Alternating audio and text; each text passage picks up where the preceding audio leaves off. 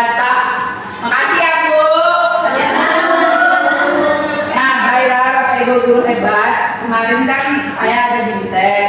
Nah, tugasnya kebetulan pembahasan 7 jurus guru BK hebat. Jadi hari ini salah satunya tentang jurus 1 kenali potensi akan saya jelaskan. Jadi diharapkan Bapak Ibu dengan kerendahan hati telah meluangkan waktunya mengikuti kegiatannya dengan senang dan semangat ya Bapak Ibu. Selamat pagi. Selamat pagi.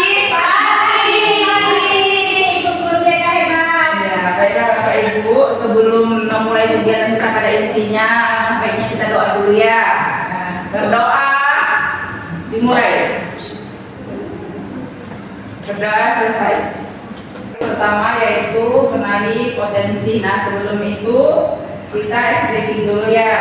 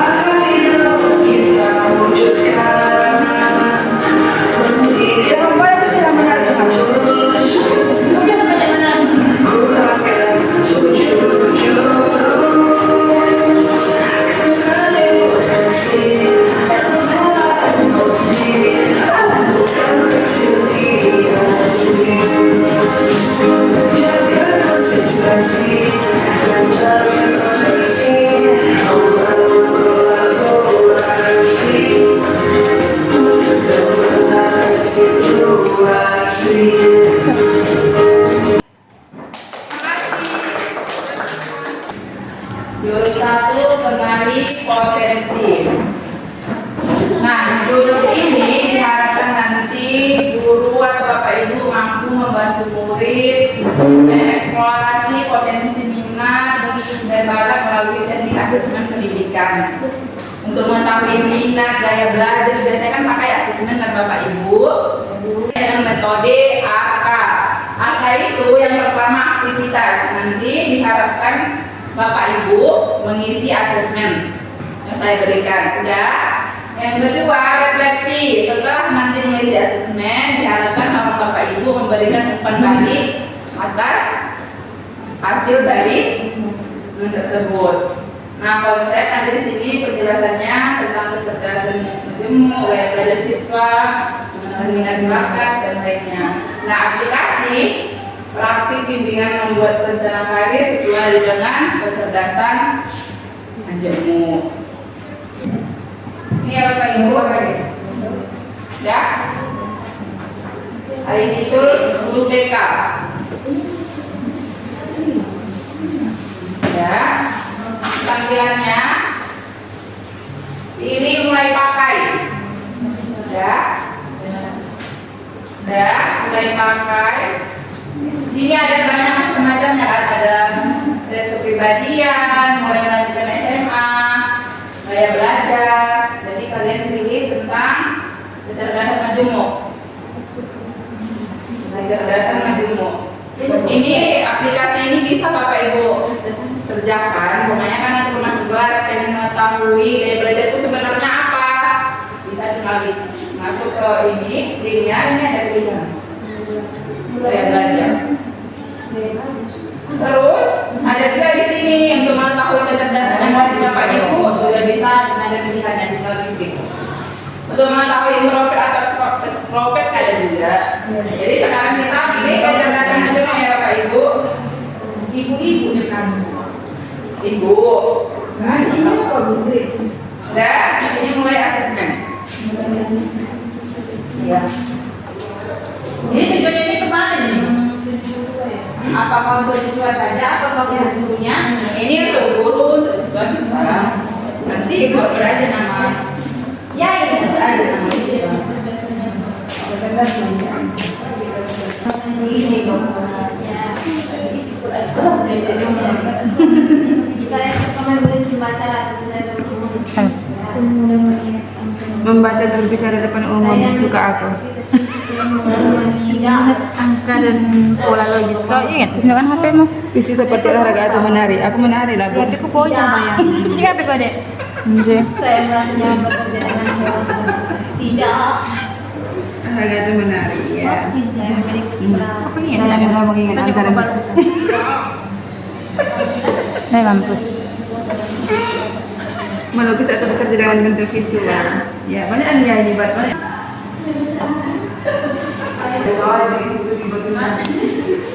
Semuanya kecerdasan menyebut itu kemampuan kita loh Pak. Sebenarnya kita itu contoh ada contoh kerja dan itu kan ada logistik, personal.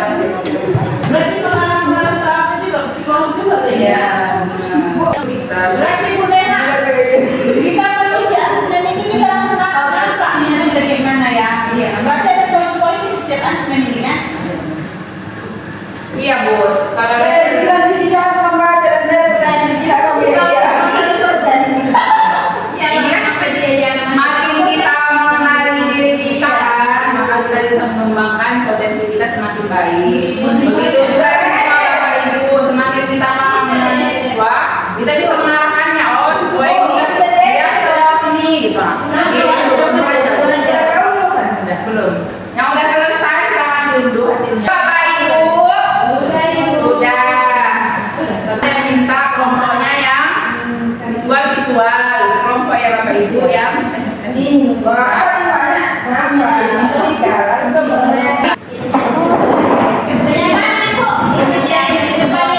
Untuk menjelaskan membacakan hasil tes dia, silakan Bu. Tadi itu loh visual. Siapa dengan Bu? Siapa yang tahu? Ini ada 3 kelompok, berarti ada 3 kecerdasan menyebut yang berbeda. Silakan perwakilan membacakan. Iya, silakan Bu. Yang dia dari mana Bu? Detail hasil. Iya, kita hasilnya apa Bu? Musikal 8/8, logis matematis 8/8, linguistik 7/8, kinestetik 8/8, visual spasial 6/8, naturalis 6/8, intrapersonal 7/8, interpersonal 8/8, teknis 7/8. Yang paling banyak kecerdasan apa? Ada 3 ini Bu. Yang paling tinggi Bu apa? Musikal 8/8. Oh, berarti kecerdasan musikal. Sesuai nggak sama yang Ibu alami? Sesuai Bu. Ada lagi Ibu ini kecerdasan fisik musikal. Ibu betul itu? Kelompok itu perwakilan apa? Ibu ada wakilannya. Perwakilan. Silakan Bu. Musikal 3/8, logis matematis 2/8, linguistik 2/8, kinestetik 1/8, visual 6/8, naturalis 6/8, intrapersonal 7/8, interpersonal 4/8, teknis 8/8. Teknis Berarti teknis ya. Ini visual itu musikal teknis. Terbukti dunia nyata. Ya, ini Ibu ini silakan. Bagian teknis. Tapi internasional 3/8, logis matematis 6/8, linguistik 8/8, kinestetik 8/8, visual spasial 6/8, naturalis 7/8, interpersonal 7/8, intrapersonal 8/8, teknis 4/8. Yang paling tinggi? Linguistik. Oh, linguistik. Oke. Terima kasih. Dari hasil tes yang kita lakukan tadi, kira-kira bagaimana perasaan Bapak Ibu guru? Kan ini beda-beda tadi tesnya. Kira-kira bagaimana perasaan Bapak Ibu? Sesuai dengan yang biasa. Sesuai dengan yang dialami. Pas ada beda. Kita beda-beda kemampuannya. Jadi kalau di lapangan pada siswa bagaimana Bapak Ibu? Tadi kan kecerdasan Bapak Ibu hasil tes yang dilakukan berbeda-beda. Nah, ada yang singkat dan logistika. Berarti kemampuannya kalau dibalik ke barang siswa berbeda-beda kan Bapak Ibu? Berbeda. Nah, setiap individu itu singkat, jadi kita harus saling memahami kemampuan siswa. Nah, di sini kira-kira dalam foto ini ada yang bisa memberikan proteksi? Gambar ini apa? Ada. Ini ada gurunya. Ini apa? Ada guru. Silakan berdiri. Perwakilan. Saya Bu. Ya, Pak Bu.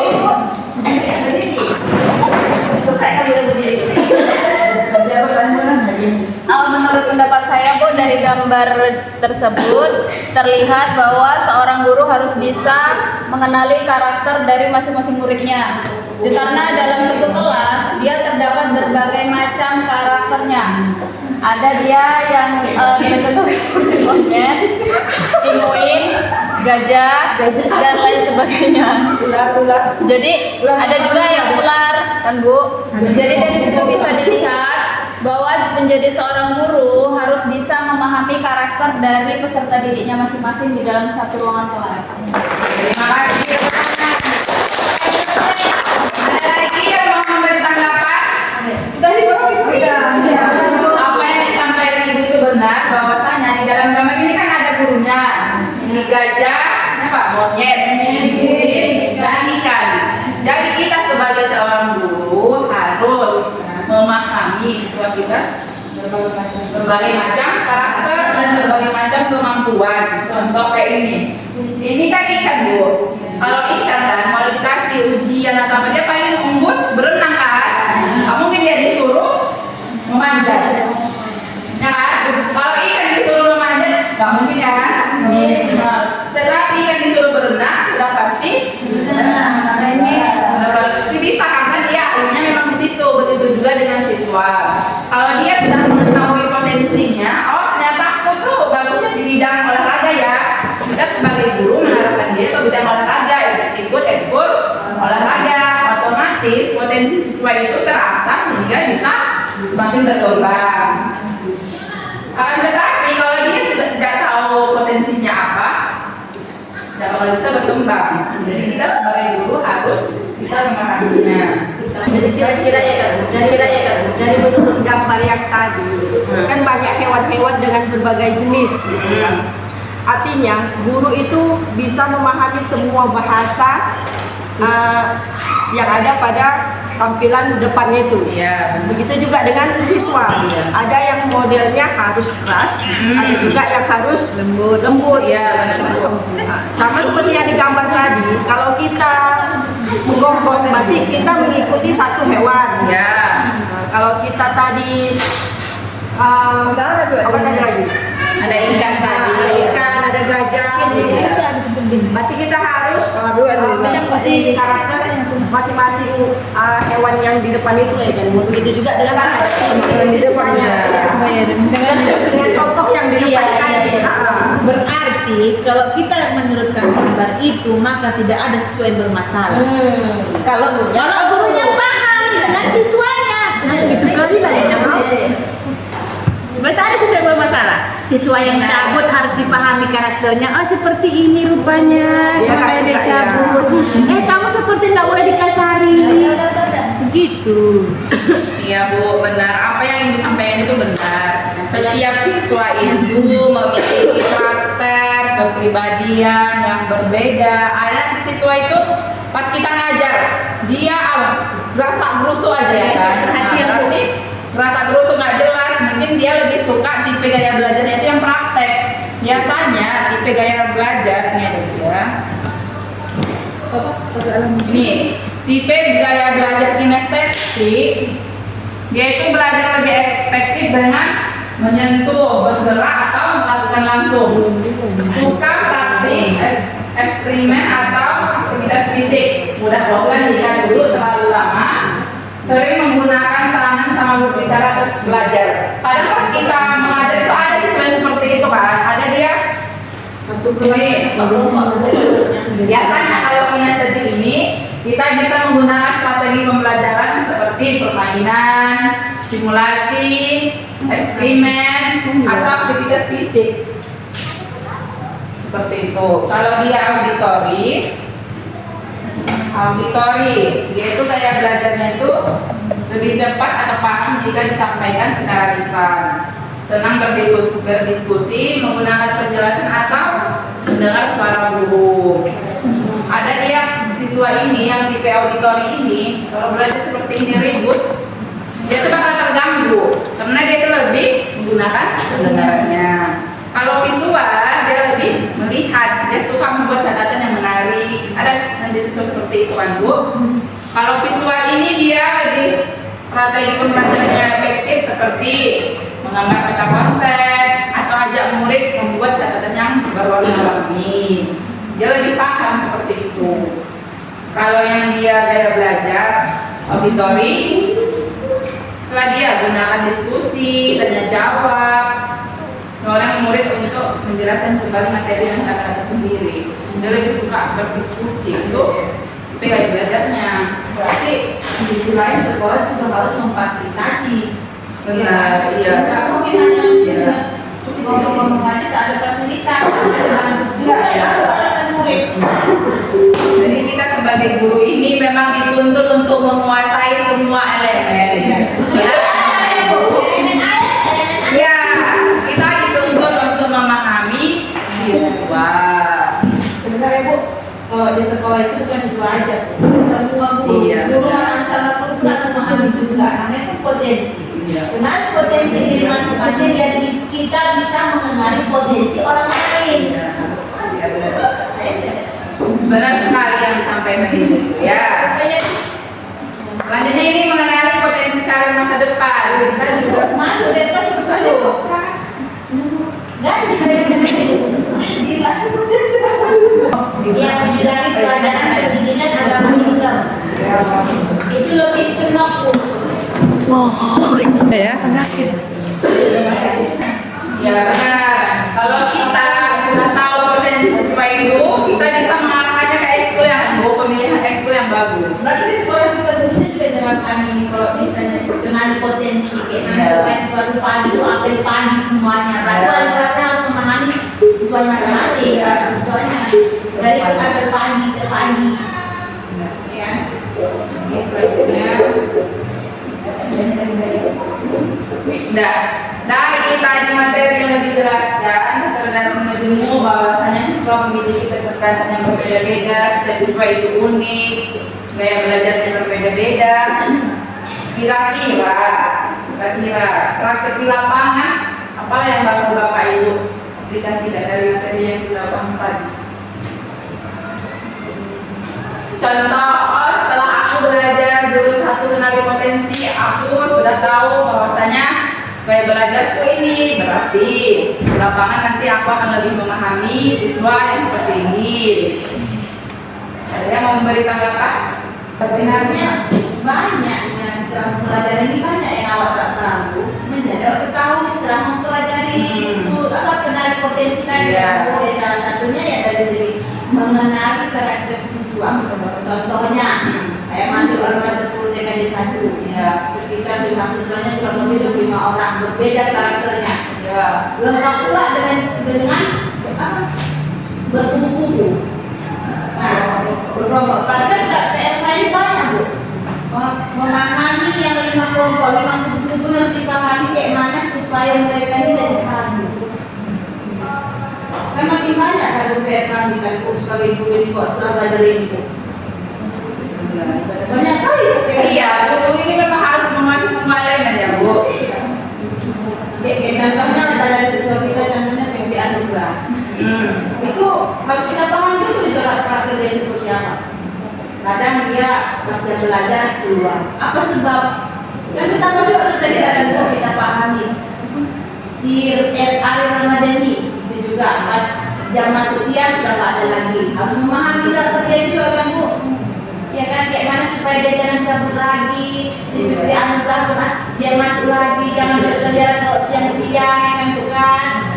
Pertama, 25 siswa, 25 macam jenis karakter yang mau dipelajari. Satu kelas, sekali 10 kelas, semangat.